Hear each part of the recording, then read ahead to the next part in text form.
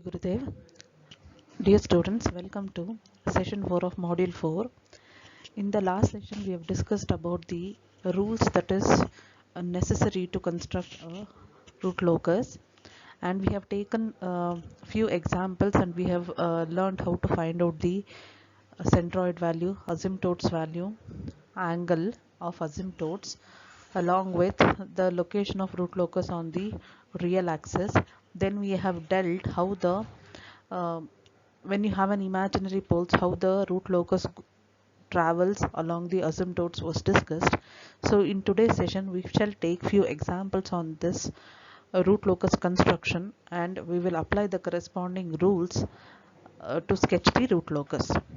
So coming to the outline, so today we shall take up few examples on the root locus, and we'll try to understand the rules in more detail.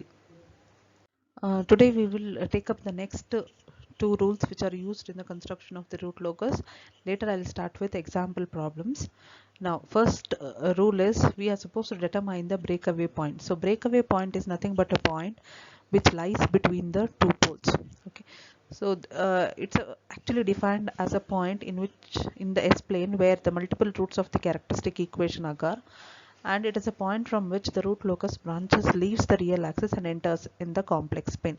So as you can observe here, so this is the point. See, for example, if I have two poles like this, in between this if I have a root locus, then you will have a breakaway point.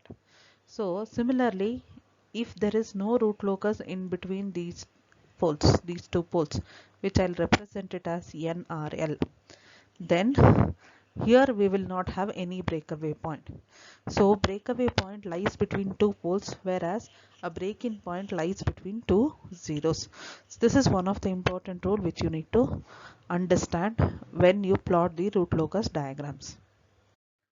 Now we will learn how to determine the break-in point. The break-in point corresponds to a point in the S-plane where multiple roots of the characteristic equation occur here, and it is considered to be a point where the root locus branches arrives at the real axis when you have two zeros within a root locus. Now if you can observe here, there are two poles, and there is, if I assume that there is a root locus here, okay, so assume that there is a root locus. So if I mark this as RL, so then always there is a chance that there is a break-in point and the root locus comes and meets here at this particular point, and it travels towards the zero. So the root locus will come like this, they meet here and they break in like this towards the zeros. So this is called as the break-in point. Now we will see the rule to find out this breakaway point. So with an example, so the task is to determine the breakaway point or the break-in point. So if the task is to determine these 2 points, first thing is we are supposed to take a roots of the equation by differentiating k with respect to s and equating it to 0. And it should be noted that all the solutions of dk by ds equal to 0 corresponds to the actual breakaway points. So if a point at which dk by ds is equal to 0 is on the root locus, it is considered to be the actual breakaway or the break-in point. So in other words, we can just say that if a point at which dk by ds is equal to 0, the value of k takes a real positive value, then that point is an actual breakaway point or a break-in point.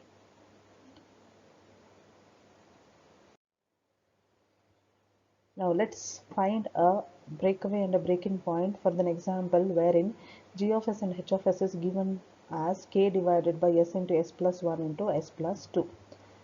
So the characteristic equation for the system is given as 1 plus g of s into h of s, which is equal to 1 plus k divided by s into s plus 1 into s plus 2 is equal to 0. Now I'll move this k 1 minus k s divided by s plus 2 as equal to what? Equal to minus 1 by moving this 1 here. So solving for k, I am going to get an expression for k as equal to minus s into s plus 1 into s plus 2. Now we need to find the breakaway point by differentiating k with respect to es. So when I differentiate k with respect to s, I am going to get my equation as minus d by ds of s cube plus 3s square plus 2s. Now derivation of this gives me a value as equal to minus 3s square minus 6s minus 2. Now we need to find out the roots for this equation by equating 3s square minus 3s square minus 6s minus 2 as equal to 0. So which in turn can be written as 3s square plus 6s plus 2 equal to 0. Now when we solve this quadratic equation, we are going to get the roots as minus 0.4226 and minus 1.5774. Now among these two, we need to check which is our breakaway point and which is our break-in point. See how to select the value. So to determine the breakaway or the break-in point, so we have got two values. Now we have to just check whether these 2 points they lie within the root locus. It is between 0 to minus 1.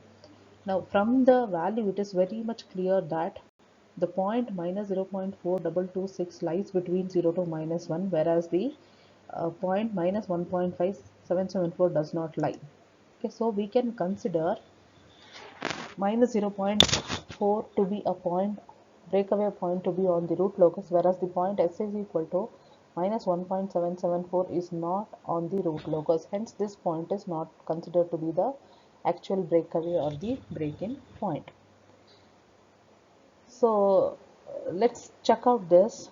So evaluation of the value of k corresponding to s equal to minus 0.4226 yields the value as equal to 0.3849, whereas k, if I replace s with minus 1.5774, k is nothing but equal to minus 0.3849.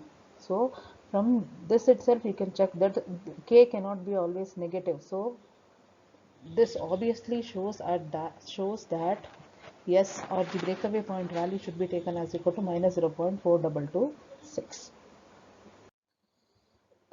Now let's start with the construction of this breakaway point. As usual, first thing is you should draw your asymptotes for the determined theta value as 60 degree, 180 degree and 300 degree, or you can also represent 300 degree as minus 60 degree.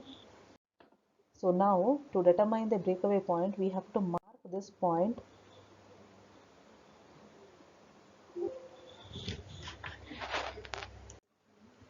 Let's take another example. Here the task is to determine the breakaway and break-in points for an example where k into g of s into h of s is given as k into s minus 3 into s minus 5 divided by s plus 1 into s plus 2. So this you can try. Okay. Now let's take the expression for k.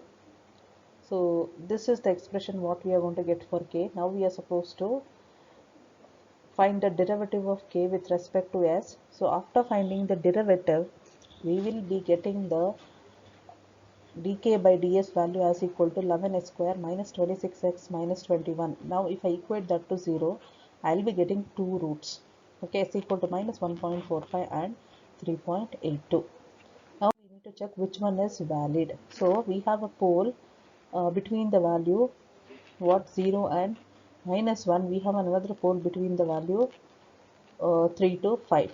Okay, so if you mark this point on your real axis, we have one breakaway point and one break-in point which you can consider.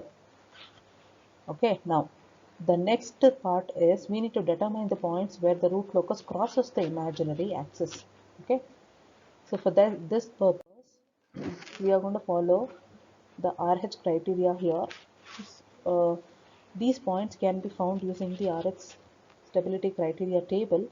So for that purpose, you have to first construct your characteristic equation. So as an example, I have taken here the characteristic equation to be s cube plus 3s square plus 2s plus k equal to 0. Now if I construct my root array here, so we are going to get the value as equal to first row value as 1, 2, second row value as 3 and k, third row value is 6 minus k by 3 and last value is k equal to 0. Using the RH table, we are supposed to find the value of k. So the value of k that makes the system marginally stable is considered to be 6 here. So the crossing points on the imaginary axis can then be found by solving the auxiliary equation obtained from the S square row. So I am equating the S square row to 0. So my equation, auxiliary equation, what I will be getting is 3s square plus k is equal to 3s square plus 6 is equal to 0. Now when I solve for this, I am getting my s value as equal to plus or minus j root 2, which is nothing but the value where your root locus is going to intersect the imaginary axis. So let's see how this happens. See, one more approach what we can use to find out the value of imaginary axis where the intersection will happen is, what you can do is, in your characteristic equation replace s with j omega. Okay, and then we need to solve for omega and k. So this is our characteristic equation. What we have, s cube 3s square 2s plus k equal to 0. Now I am replacing s with j omega everywhere, so that when we simplify this, I am going to get two terms, that is a real term and imaginary term. So k minus 3 omega square plus j 2 omega minus omega cube equal to 0. So when we solve this, okay, so we have to equate the real and the imaginary values, both of them, to 0. So one equation what I will be getting is 3 omega minus omega cube is equal to 0, and the second equation is k minus 3 omega square is equal to 0. Now solving for omega here, I am going to get omega is equal to plus or minus 2j and k equal to 6. So this is the plot where you can see the root locus is getting intersect at a value 1.414, both on the positive imaginary axis and negative imaginary axis for k equal to 6. Okay, this is the plot. Now let's take one more example. So here I am taking an unity feedback system, again here with the g of s value as equal to k divided by s into s plus 1 into s plus 2. Now for this we are supposed to construct the root locus, that is our task. So let's apply the rules one by one. So first, the damping ratio, we are finding it out. So damping ratio corresponding to the given example is nothing but equal to 0.5. So zeta is equal to cos theta. So theta value I am getting it as equal to 60 degrees. Now, so this is the sketch of the root locus what I am going to get with the angle of asymptotes as equal to 60 degree, 180 degree and 360 degree. Intersection of with the imaginary axis is nothing but equal to minus 0.3337 and plus j 0.5780. So these are the intersection values what we are going to get for the root locus. Okay. Now the value of k we are finding it out here for the roots, that is taken as equal to s equal to minus 0.337 plus j 0.5780, for which you are going to get the DC gain of the system as equal to 1.0383.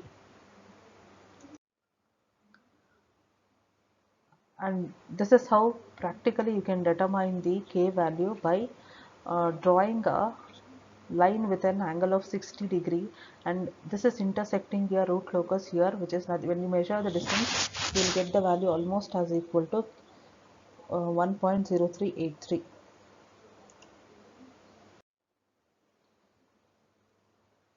Now the third closed loop pole at k equal to 1.038 can be obtained just by replacing the k value here and solving for s.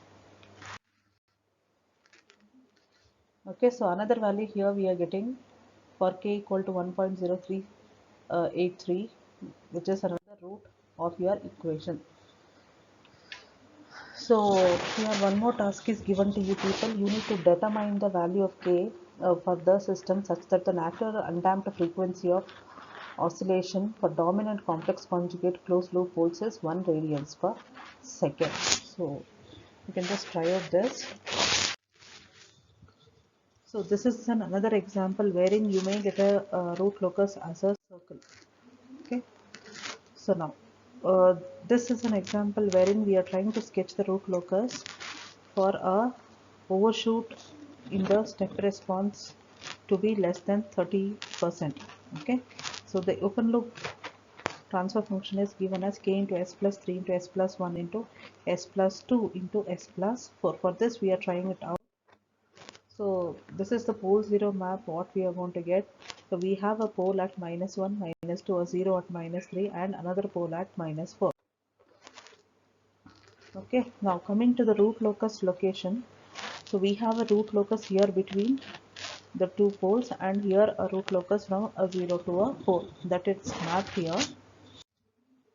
Now coming to the asymptotes. So angle of asymptotes we are getting it as equal to plus or minus 90 degree and centroid value is equal to -2 which is plotted. Now coming to the breakaway point, we have one valid breakaway point here and this is the sketch what we are going to get for the root locus. Now if I consider MP to be less than 30%, we will find out the zeta value for this 30% overshoot.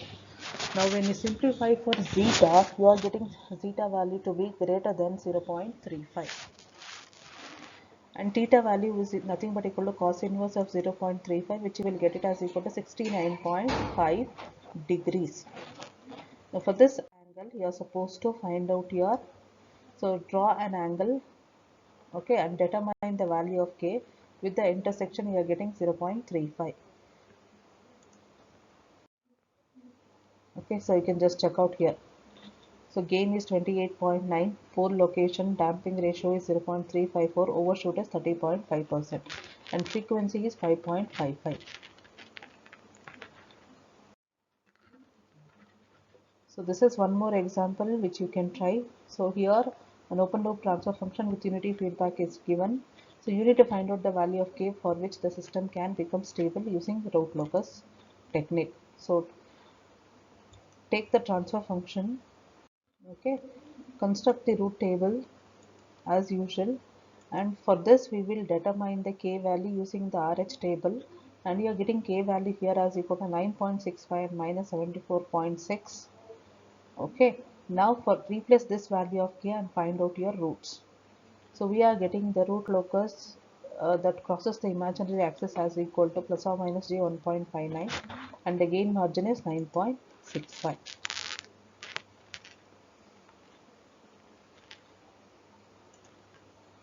So we conclude that the system is stable if the k value lies between 0 to 9.65.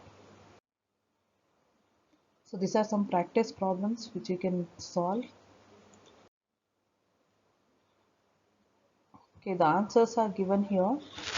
So for the problem which I've shown, we are getting the angle as equal to 180 degree minus tan minus 3 by minus 1 minus tan minus 3 by 1. So this is another example where you will get a pole like this, pole location like this, and the root locus is moving parallelly along with your asymptotes with an angle as 60 degree, 180 degree and 300 degree. So this is another example where we are finding the centroid value. Centroid value is minus 4 by 3. So the angle value we have got here. So you can observe that there is 4 root locus values, one here, one in this direction, another 2 root locuses are moving in the opposite direction. So this is the last example which I am taking. So here we are supposed to sketch the root locus for the given equation. So the entire procedure is listed one by one with bullets here. So the equation is 1 plus k into s plus 1 into s plus 2 to s plus 4 whole square. Okay, so number of poles is nothing but equal to 4 and number of zeros is equal to 1. So number of asymptotes is n minus 1, we are getting it as equal to 3. Okay, these three things first you are supposed to find out. And number of branches is nothing but equal to the number of poles. So we are getting the number of branches as equal to 4. Okay, so and we can find the root locus on the real axis between 0 to minus 2 and between minus 4 to minus infinity. Okay, now find out the asymptotes value, that is centroid value for the asymptotes. We are getting it as equal to minus 3 by summating all the poles and zeros and dividing it by n minus m. Now coming to the angle of asymptotes, so we can take the value of k as equal to 0, 1, 2, since number of asymptotes is equal to 3 here. So we are getting the angle as equal to 60 degree, 180 degree and 300 degree. Now the We will plot the root locus for this. Now, we have noted that there are three asymptotes and the root locus must begin at the poles and it always should move towards the zeros. So if you can see, one pole is at infinity, one zero is infinity. From this pole to the zero at infinity, we have one root locus. We have centered as minus 2.59, and this is the root locus diagram what we are going to get.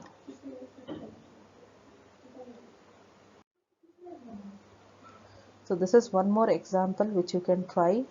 So try to solve these problems. So similar way you are supposed to determine the breakaway point S values, and this is the root locus that we have got for the previous example, so which you can try. So these are the books which you can refer for extra problems. You can try them. Thank you all. Have a nice day. Jai Shri Gurudev.